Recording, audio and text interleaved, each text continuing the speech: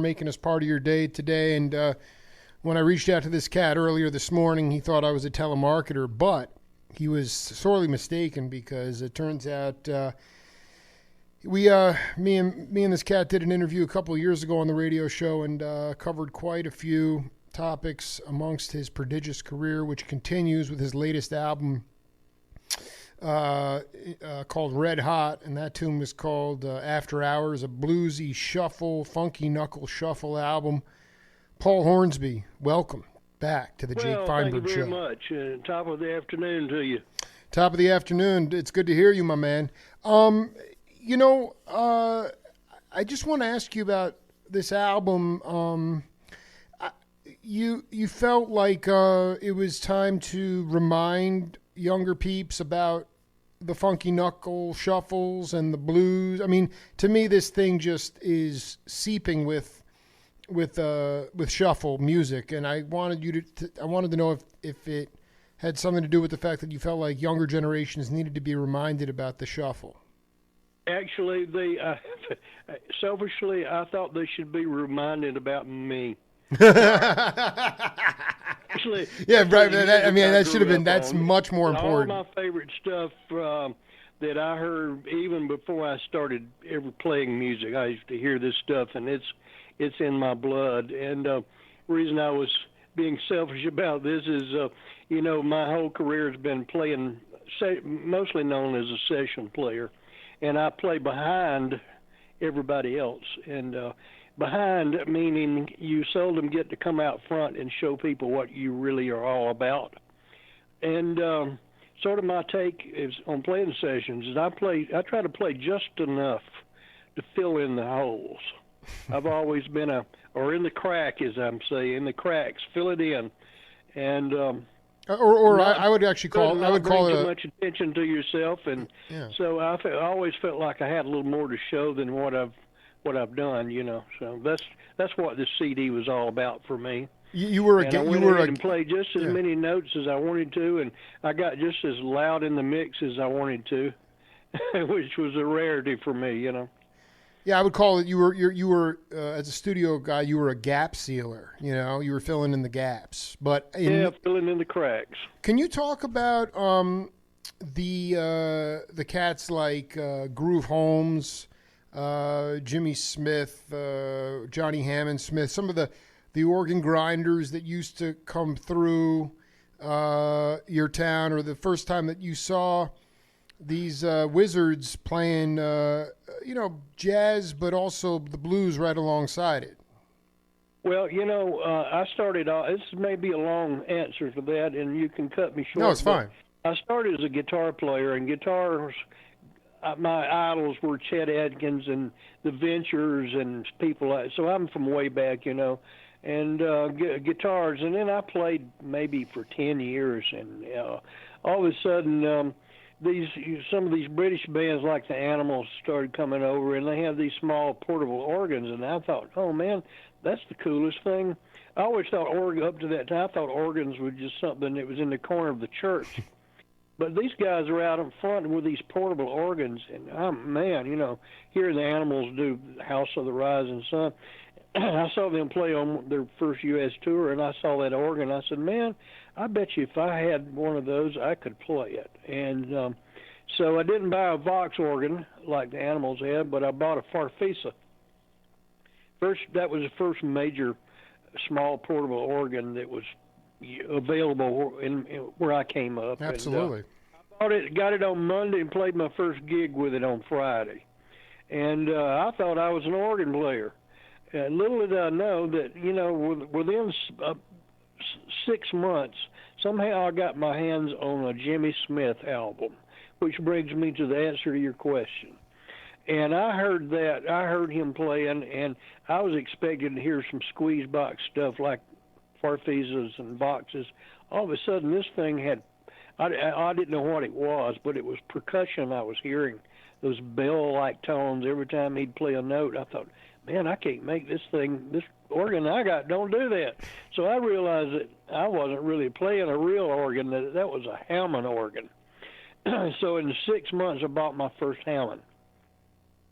And I remember the Almond Joyce, Yeah. which were really Dwayne and Greg Almond. I had recently become friends with them, and they were in Tuscaloosa where I was living at the time. And I was telling Greg had a Vox organ, and I was telling him about this Hammond. I said, man, you got to just, I don't know that he there was very hip to. I don't know if he'd ever heard a Hammond at that time, but he'd never played one. I know that.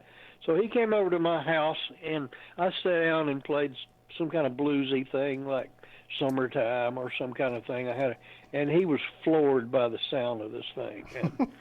And so within a year or so there, we were actually wound up playing together in a band called the Hourglass. And he spent half his time playing on my Hammond. And, of course, we kept a Wurlitzer electric piano side by side.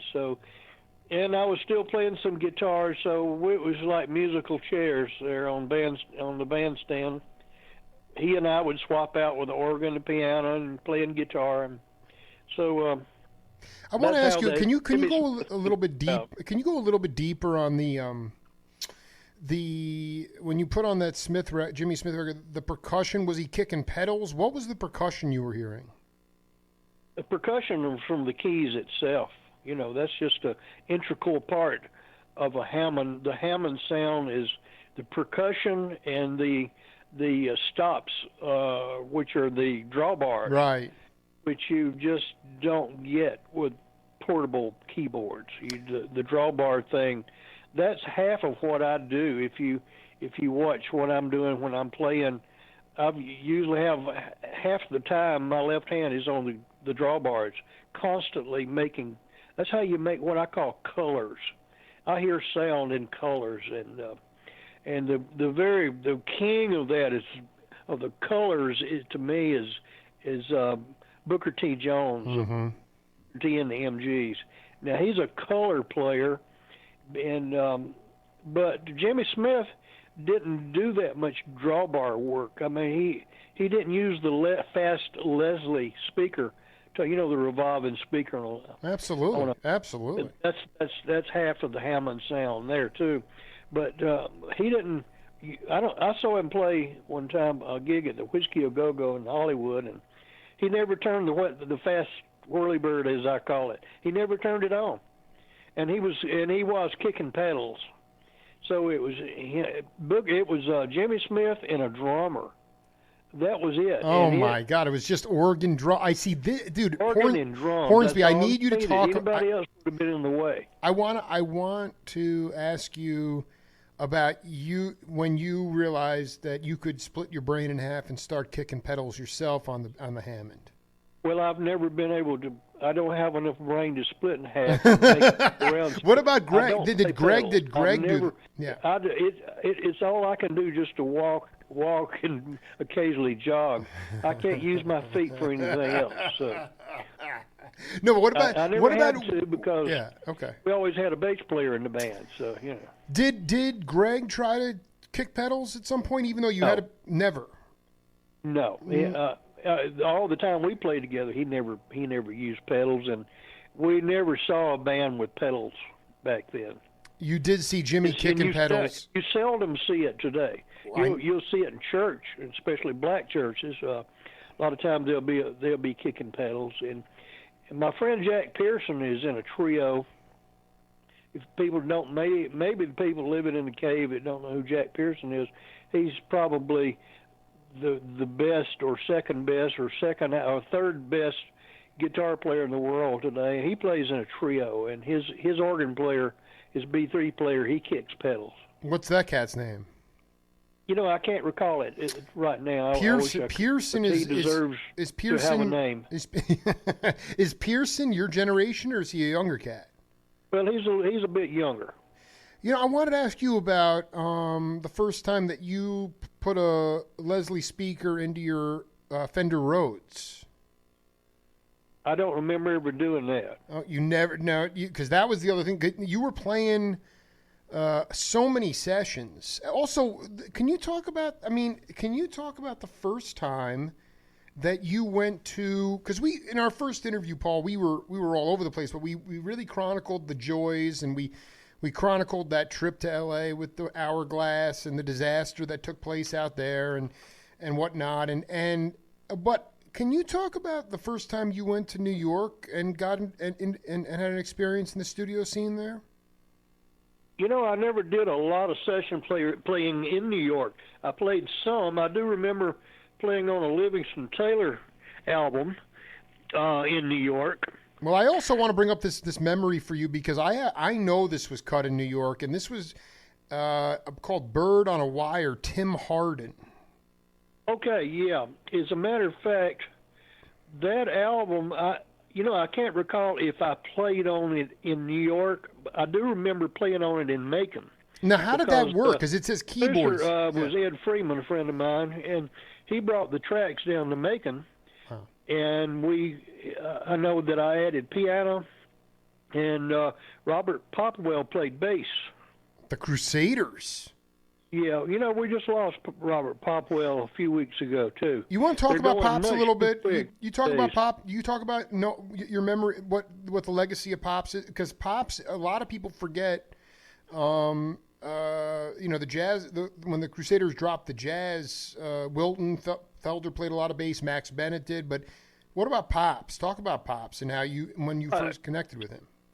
Pops was just a great player. He was in our first studio band at Capricorn. He Really? was in the what I call the original Capricorn rhythm section, which consisted of Johnny Sandlin and Pete Carr and Popwell and myself. The four of us were the first rhythm section we had there. And then Pop went on to play with the Crusaders, and I don't know who invented slap bass, Pop slap bass. But he was the first one I ever saw do it. I don't know if he invented it or if he got it from somebody else, but so that's how far back and influential he was. He was in that. Did he have the chops to play upright at Capricorn, or was it always the electric? To my memory, nobody ever played upright on anything. You guys were just plugged in from the minute one. Yes. Yeah. No. So like the Tim Hardin album, just because it was so mercurial, it was like you had like Alphonse Mouzon playing drums. You had guys from Oregon playing, and then now they sent the tracks down to Macon for you to put keyboards on it. I mean, it's just how did that even? Why would that even go down? Like, oh yeah, there's this guy Paul Hornsby. He's pretty bluesy, pretty good player. I mean, it just seems like almost that it wouldn't be efficient, but it was just because of a friend of yours. Well, Ed Freeman, I can't remember now just how we originally became acquainted, but he had come down to Macon and had cut some stuff with us, myself and some of the other guys, and he just liked that Macon groove, that whatever that thing was that we were doing, and so he was just taking that opportunity to put the Macon feel on the Tim Hardin thing. I just love it because I want to be clear about something. I mean, everybody in their mind, you could go to the East Coast and it's Richard T., Steve Gadd, Cornell Dupree, Bernard Purdy, Chuck Rainey.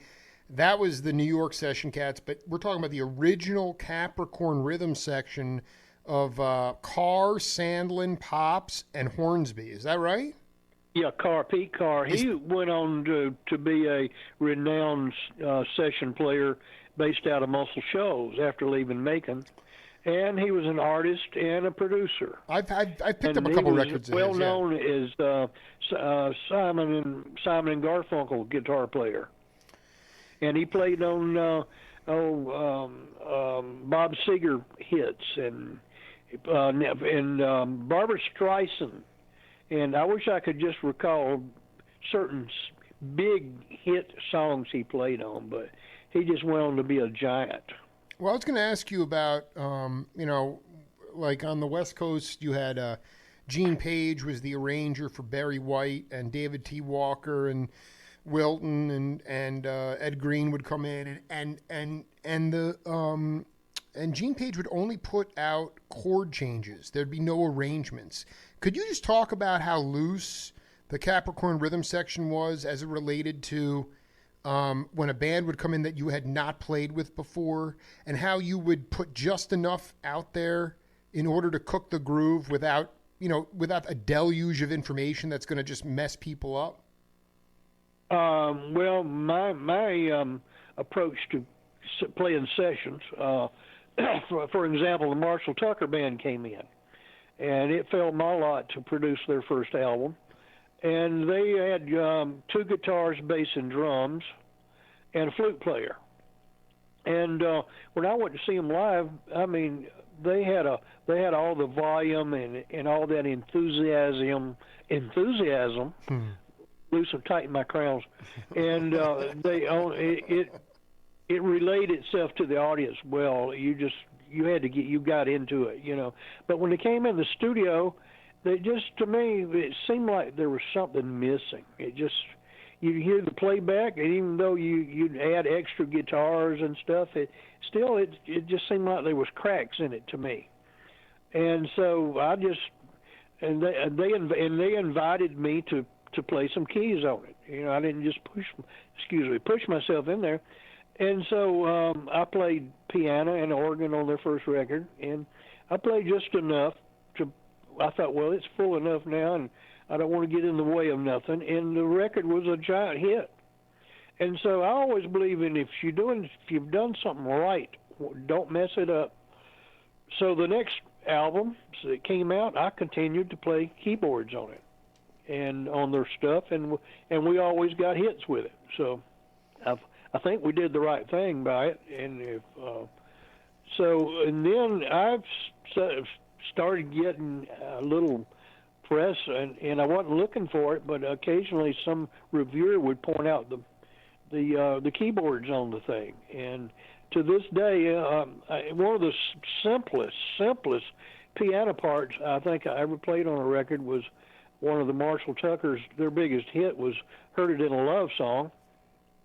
It's just like simple as ABC playing the keys on that, but I get more comments about the piano solo on that song than anything I ever did. And it always surprises me. They sort of like bragging on a girl's dress. You know, they always say, "Oh, this whole thing." So I'm always real surprised that they point out that particular piano part. Well, one reason that's been my approach to playing keyboards over the years. What about just as a group, though? I mean, you know, could you talk about a trying experience at Capricorn? I mean, sometimes you walk in, I mean, you were looking for something that was going to get radio play. But what was a difficult experience that you guys had to come together as a quartet and really overcome some adversity personality-wise? We vetted that Marshall Tucker story, but what was the challenging experience in your memory at Capricorn with that original rhythm section? How'd you overcome it? The original rhythm section of Studio Guys? Yeah, like Pops and Carr and Sandlin, you know, with, you know, just what was something that wasn't so organic but that turned out okay? I can't recall any head button that we ever had. Wow, that is unbelievable. I mean, it was a love fest down there. Yeah, we just sort of when somebody came in and we started dividing the band up. When bands started coming in, they wouldn't, of course, obviously they wouldn't use all four of us to be playing on these things. So most of our playing as a rhythm section came with single artists, like Livingston Taylor, I'd mentioned, and we get to play as a band on that behind them. And in the beginning, it was a lot of R&B records. We had Eddie Floyd and Arthur Conley and people, R&B artists like that, and we would play as a group behind them. And they just come in, and the producer, whoever, they'd present a song, and we just fall in, and we all fell at the same time, you know. How much, as far as the producer would like, that's what I was kind of getting at, was that less is more. I mean, they wouldn't, with some of the old school blues and R&B singers, would they just come in with some chord changes or just give an idea of like what the feel should be like? I mean, as opposed to today when you could walk into a session with my generation, Gen Xers, and it will take 40 minutes just to tune the drums. Okay? It's just like, it's mind numbing. As opposed to, Lord, that's my most unfavorite part about studio work is tuning drums. it'll make you hate drums. Well, what So, I'm getting at is that this obsession with perfection, as opposed to dealing with this older guard of leaders who would come in and you just wouldn't get a lot of material. You just, this is the kind of feel we want. Just hit it. Could you talk about a time like that? we just, we did a lot of things with Eddie, old blues guys like Johnny Jenkins and Eddie Kirkland and some guys like that. And we just sort of let them do what they wanted to do with a few controls, of course. And we just sort of do our thing in the background. We kind of wanted to, the less is more, as you mentioned, is the hardest thing in the world to learn when you go to work in a recording studio. In fact, on stage, you're doing good if you can hear yourself play. And so you're on stage, you're playing everything you can play. Like, listen to me, I'm outstanding. Whereas on the other end of the stage, half the time you can't hear what that guy's doing. But in the studio, you got headphones and everybody's under a microscope. You can hear what everybody's doing. And so you learn how to stay out of this guy's way and so forth. That may be a long way around answering your question, but well, like for instance, like with Kirk, when you say cats like Johnny Jenkins or Kirkland, let them do their thing. What was their thing? What was a unique trait that these guys had as old school R&B craftsmen, bluesmen, musicians? Actually, we did Johnny Jenkins way back in about 1970. And that was one of the times we did not let the artists do their thing because he was so set in his old blues way, and it was the time that we were in, too. Jimi Hendrix was the biggest thing since sliced bread. And he was doing his, he was so different. And then Jenkins came in, and he's wanting to play some of that real old school stuff, and it's ironic that Jimi Hendrix was influenced heavily by Johnny Jenkins. Really?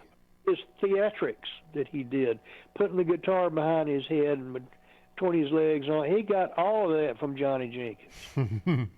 And but we wanted to Phil Walden, head of Capricorn. Sure. He wanted to do something with Johnny. He wanted to make him the next Jimi Hendrix. And it didn't seem like it could be done by the old stuff that Jenkins was playing.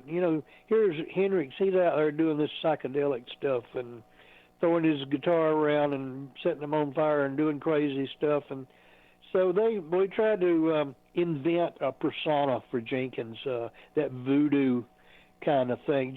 Dr. John was just coming on pretty big at that time, and so we cut some we thought, well, we'll get a voodoo persona for Jenkins and add a little of the Jimi Hendrix stuff in there. I don't think Jenkins understood it. Like, why are you doing that? Why don't I just get to play my old stuff? So anyway, we cut a bunch of voodoo stuff, and we're having him singing Creole and then walk on gilded splinters. Calm, gum, gilly, gilly, calm, gum. He said, what's this mess, You had to have been there. He said, what is this mess? You got me singing in Spanish. It wasn't Spanish at all. It might as well have been, because he said, why are we doing all this? But out of all the records that Jenkins ever did, that one record is the one that sits at the top even today. After, I think we did it in 1970, and it was a Johnny Sandlin produced album, but we had our rhythm section on it, and my God, it's called Tonton Makote.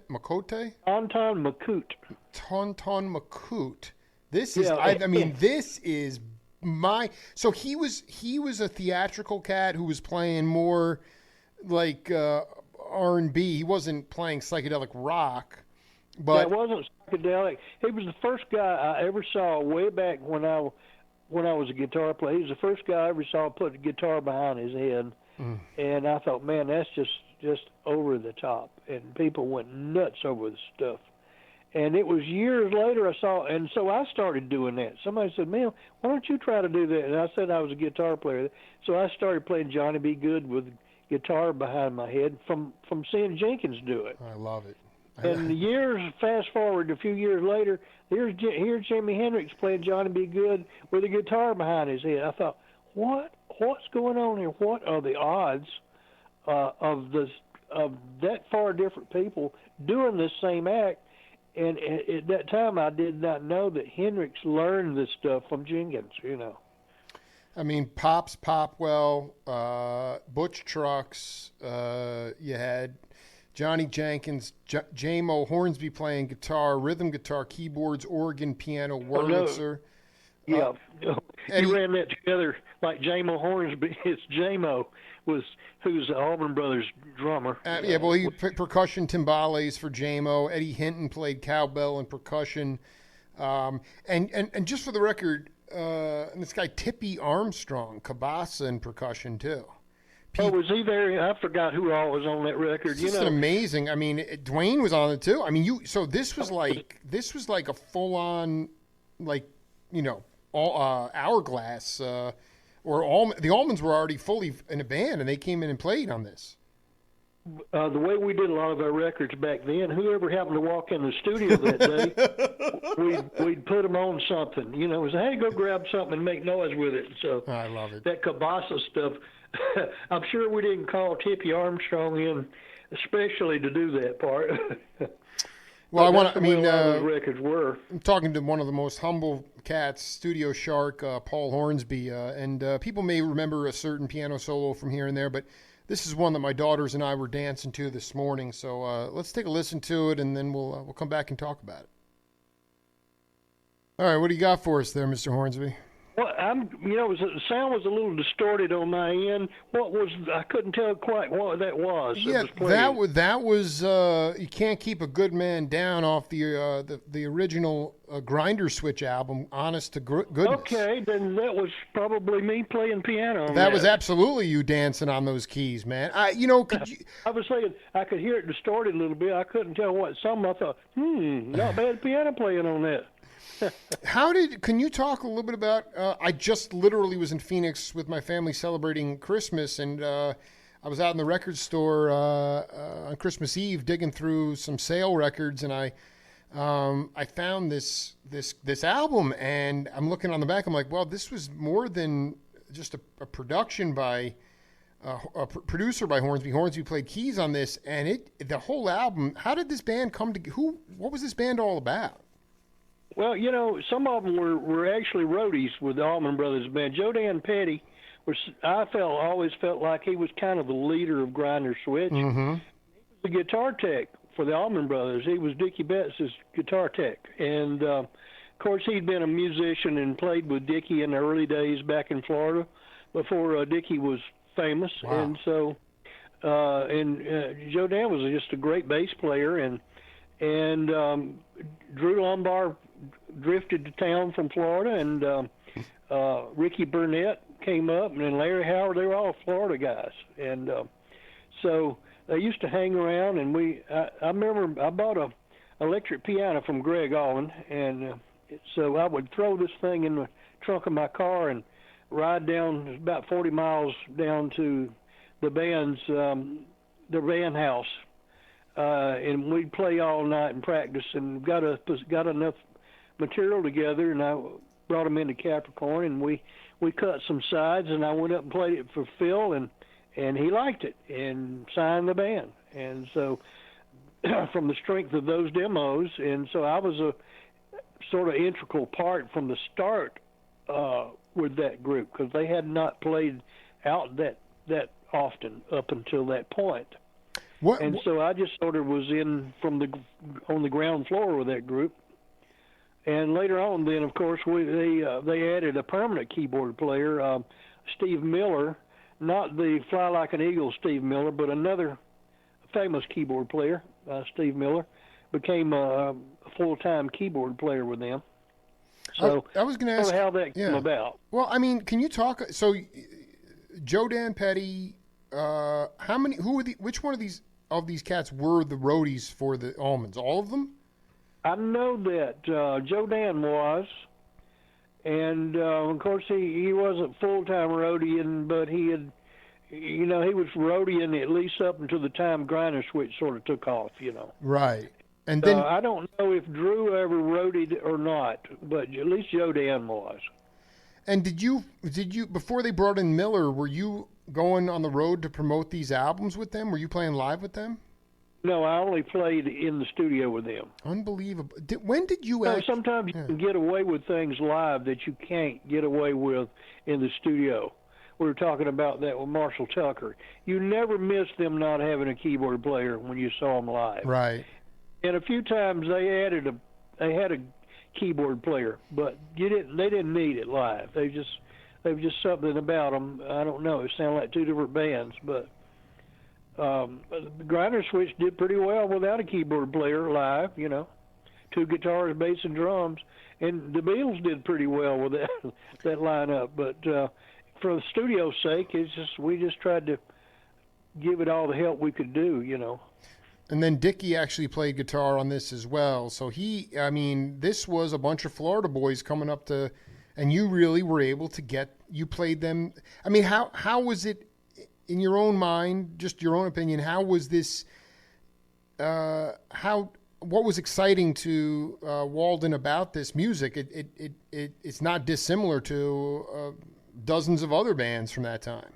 It might not have been really different, but you know, he tended to understand it, and there was enough similarity to the Allman Brothers, who he'd had success with, that he understood it. That's right. That's right. And even though they didn't sound like the Allmans, but it still had enough flavor to it, a blues flavor. He thought, well, you know, we've done this with the Allman Brothers. This can happen again. And so a lot of the bands that he signed had that blues flavor to it, which really became Southern rock, you know. It absolutely did. And I mean, you know, there's something fascinating here maybe you could shed some light on, is that I've interviewed this amazing trumpet player, Eddie Henderson, a couple times, and in the early 70s, 73, he put out two spiritual jazz albums on Capricorn through a business guy named Skip Drinkwater. Does that name ring a bell to you?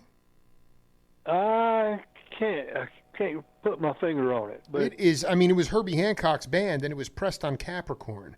I'm still trying to figure out it probably wasn't recorded at Capricorn. It's probably was something that was done elsewhere, and Capricorn might have bought the master. No, you're absolutely right. I mean, they were looking to stretch their sonically, and it was occasionally they'd buy an album that was already done and put that out. Yeah, you know, they did that with some country artists too. Yeah, no, it's just, I mean, I have one at home, and it is the farthest thing from Southern rock, but it's unbelievable spiritual music. It's just funny how these things work. You know, yep. You still play with Tommy Talton and you talk about Boyer not doing a lot of calisthenics, but can you talk about this Cowboy album that I have too? I know you produced it. I didn't produce any of the Cowboy albums. Johnny Sandlin did them. But you played on them. I played on a lot of their albums, if not a lot, if not all, at least some. And you still, you still play with Tommy today. Yes. As a matter of fact, you know, I have a studio in Macon called Muscadine Studio, and Tommy Talton and Bill Stewart, both from the Capricorn era, they're part of my rhythm section. They live in Atlanta now, which is just a stone's throw up the road from Macon. And where is your new studio in relation to Capricorn? Well, it's in Macon, of course, and it's about 3 miles from downtown Macon. And Capricorn was downtown, or where was that located at? Yes, it was downtown on Broadway, which is now called Martin Luther King. And they're in the process of trying to renovate that studio now. It's been closed for quite a while, and they're trying to bring it back up. And it's been historically, it's one of the shrines, you know, of Macon, and so they're trying to revitalize it, bring it back up on speed. I mean, are they going to try to do it like as a museum relic, or actually to get bands to go record there again? I think it might be both. Matter of fact, Mercer University here in town own it, and they have a big musical program. They have a renowned strings department, and instead of building a new building to house their strings and do recordings and what have you, have somewhere to play, they've just bought that. I mean, what better place than to buy that building? It's big enough, and then they want to bring it back and have it to look like it did in its heyday, plus modernize it too, of course. I have to just ask you straight out, man. I mean, it's great that the colleges have money and they own these properties. Do you really feel that vocabulary and music can grow in academia, or is it on the bandstand? I'm convinced that, as it relates to jazz, there's just been a veering towards academia, classicalization of jazz, that somehow this is a street music, but yet we're going to put it into academia and we're going to learn everything about it and we're going to play it, and that's it. And it's so far from the truth. So my question is, do you really believe that musical vocabulary can grow within academia? Well, you have to play pop music for it to be popular. Maybe that's why it's called that. But to get the general public does not understand Bach and Beethoven, which is your classics, of course, which is what you study when you're in school, but to get symphony or some symphony orchestras, to get people to buy tickets to come and hear them, they want to hear the band, the symphony. They want to hear them play the Beatles or some other popular thing, but it all comes back to the word pop, I guess. So that's how it all ties together, Do you feel that the vocabulary that basically became Southern rock was developed by you guys in live settings, playing 6 nights a week for a month at a time? Well, I can kind of give you what my theory of the history of that term is. The Hourglass, which had Dwayne and Greg Allman, myself, Johnny Sandlin, Pete Carr, we went out to the West Coast in the late 60s. And really, if you get down to it and listen to what that band was about, we were the first true Southern rock band.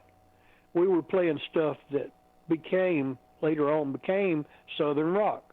And of course, we were a little ahead of our time because they were doing surf music out there. Jan and Dean were big, and the Beach Boys, and here we are, the first Southern rock band, and I don't think they knew what really, I don't think the excuse for them is they'd never heard it. They didn't have an idea what it was all about, and it wasn't as successful as it was a couple of years later when the Allman Brothers Band reformed, and they kept some of the same material we were doing, but they had somebody that understood it, like Phil Walden. He understood it, took a chance with it, put it out, and it was it was the biggest record in the world at one time or another. At least one of their albums was, and then a lot of the bands came from out of the fields and woods around that was playing that kind of stuff, not to copy them, but they were given a chance. And before you know it, there was all these bands living in Macon playing the blues and playing shuffles, and they got booked. Here comes the term. They got booked on the same shows, package shows, by some of the booking agents around. And so there was some agent in Atlanta, I believe the story goes, was packaging these tours, and he was saying, "Well, do you want a Southern rock? You want some Southern rock bands, or you want see?"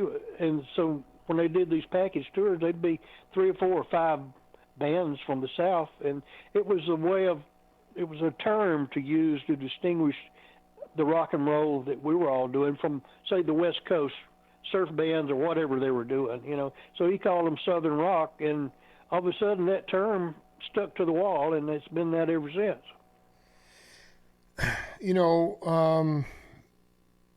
So I'm going to ask you first off. One of the original studio sharks from Capricorn was Johnny Sandlin. What is his legacy to music in your mind? Johnny, it was a big deal with me when he passed not too long ago. He was one of my longest, oldest friends. We had started playing music together when we were 19, and we continued to play together in more bands than I can even name. And we couldn't get away. We couldn't get away from each other. What one did, the other one did, and the other one did, and then that one would do it. It might have been a few times we wish we could have got away from one another, but we were locked in to doing parallel careers, and we came to making it together. We played in the Capricorn rhythm section together, and continued to cut records for Capricorn as producers until the end of the Capricorn run. And after Johnny went back to Alabama, Decatur, Alabama, built his own studio over there, I can continue. Occasionally he'd call me up, and I'd go there and play on album projects for him. So we worked together, right on up from 1964 right on up till this fall, which is 2017 as I'm speaking. He played all the way up to through his passing? Yep, he continued to produce right on up and to that time, and so we were always locked into doing music together, or side by side anyway. That's beautiful too, and we mourn his loss, and he is looking down on us now. But I wanted to ask you.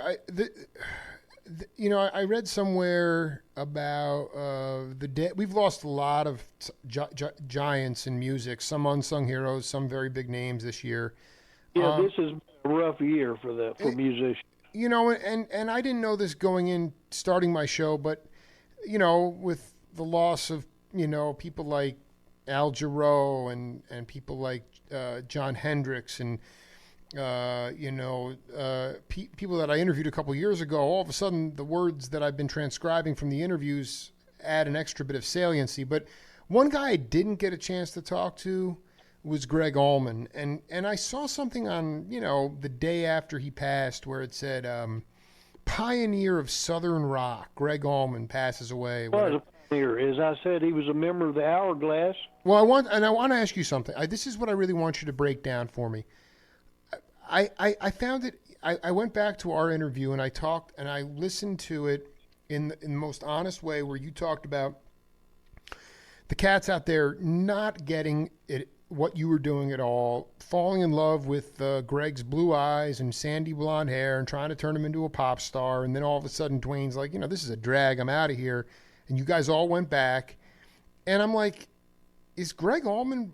And I put up the question on Facebook, and some people said, respect respect the passing away. Don't do it so quickly. But in your mind, was Greg Allman a pioneer of Southern rock? Absolutely. And explain why. As a matter of fact, as I said, the Hourglass was probably the first Southern rock band, and I would think that anybody that played in that band would be considered a pioneer. Certainly Dwayne Allman was. Certainly Johnny Sandlin was. So, if I can be so smug as to enter my name in the hat, maybe throw it in. So we were there doing it first.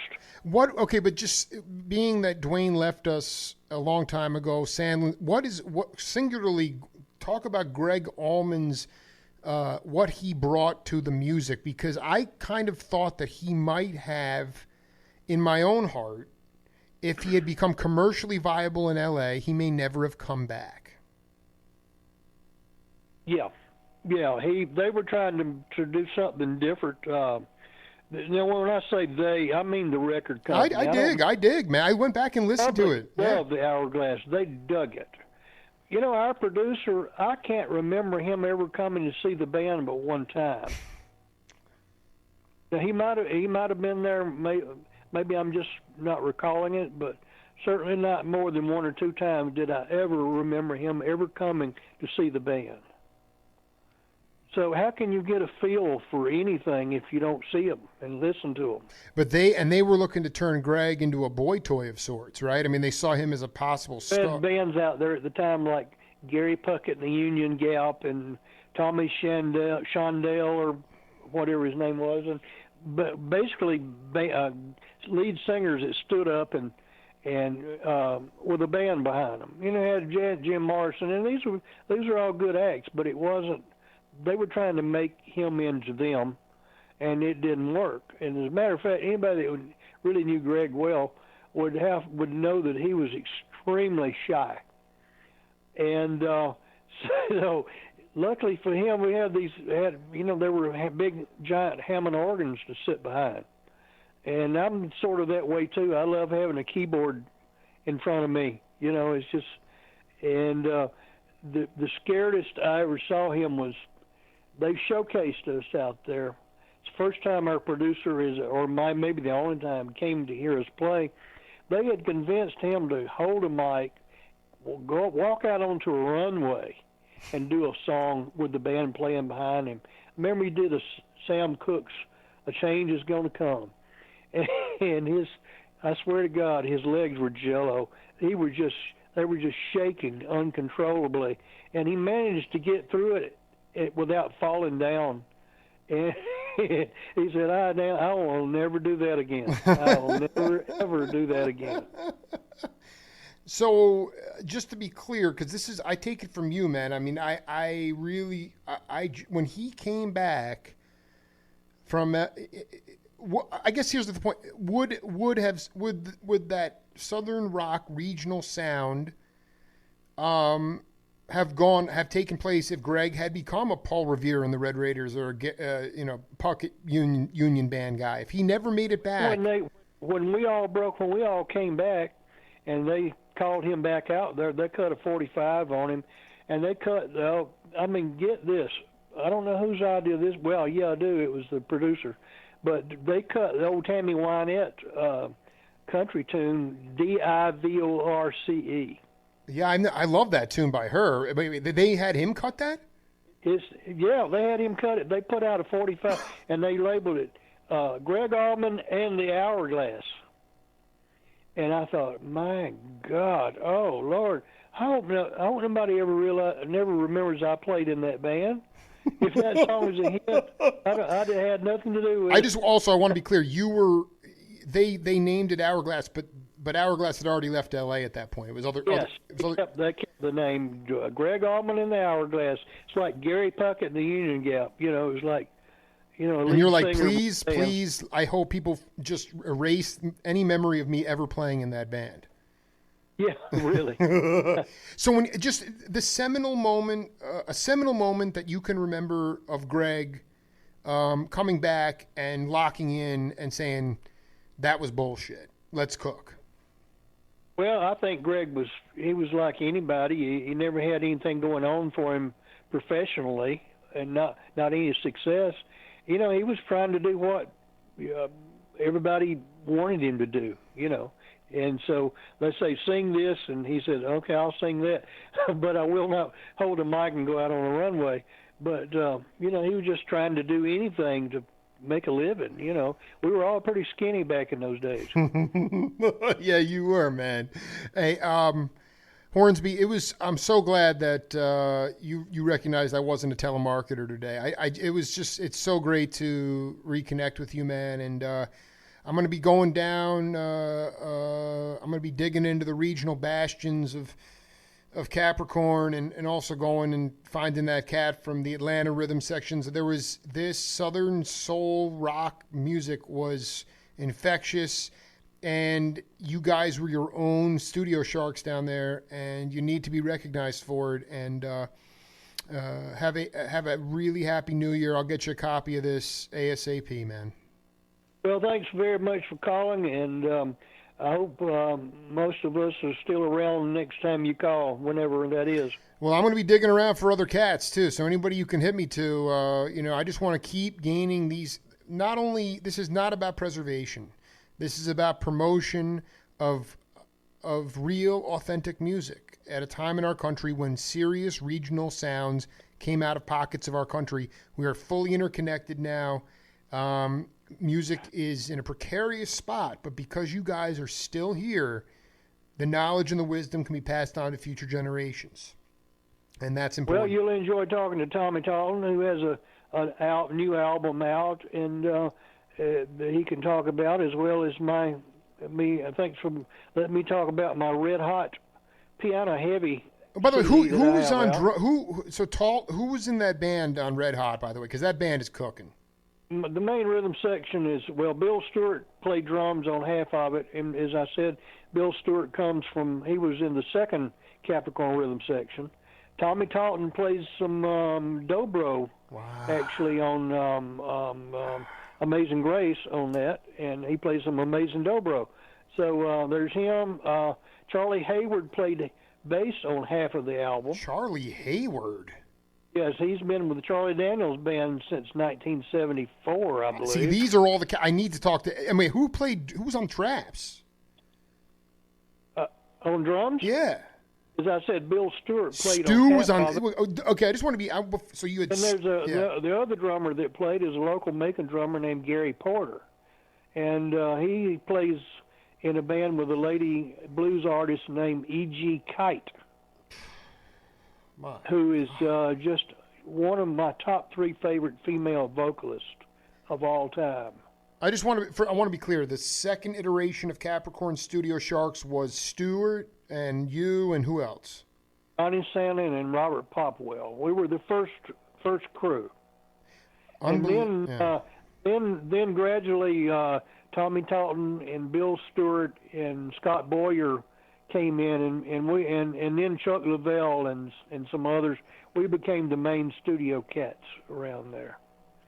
Yeah, well, I got a lot more to do, and if you can, I'm going to text you later. I'm going to need to get to Bill Stewart and Hayward as well immediately, so we can chronicle this stuff and cook the groove. And Hornsby, look for these stories to be bouncing all over Facebook later today, man. Just fantastic, fantastic hang with you, brother. All right, have a great year coming up. You too, my man. Take care. All right. Later on. Part 2 in the books with Paul Hornsby, one of the original members, the original member of Capricorn Studios, one of the Studio Sharks, playing piano with all sorts of bands. He was part of the Allman Joys and the Hourglass, the early iterations of what eventually became the Allman Brothers. And that's it for now. We'll be back tomorrow with drummer Tom Radke. Until then,